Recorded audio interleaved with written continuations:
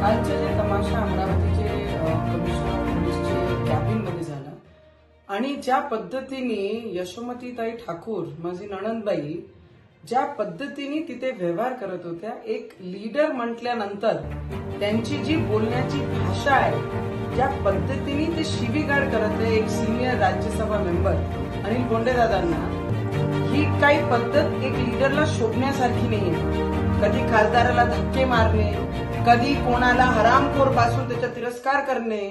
मला असं वाटते लोकशाहीमध्ये आपले आपले मत मांडण्याचा सगळ्यांना अधिकार आहे, पण दुसरे लोकप्रतिनिधींनी आणि अजिबात जेव्हा महिला बोलतात आणि असे महिला जे लीड करत आहे त्यांनी या पद्धतीची भाषा, ते नेहमी म्हणतात अमरावतीची संस्कृती कोणाला शिवीगाळ करणं नाही.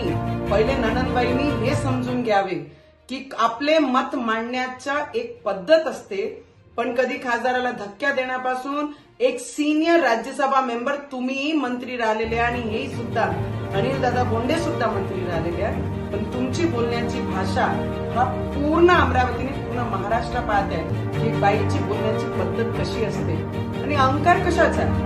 नणंदबाईला माझा प्रश्न आहे, इलेक्शन येतात, कोणी पराभव होते, कोणी निवडून येते, पण इलेक्शन झाल्यानंतर जिंकल्यानंतर त्या गोष्टीचं डायजेस्ट करणं शिकलो पाहिजे आणि हे डायजेस्ट होत नाही, उतू बाहेर येत आहे. हे सगळे लोकांना दिसत आहे. येणाऱ्या काळामध्ये अमरावतीची जनता नक्की तुम्हाला हे धडा नक्की शिकवू.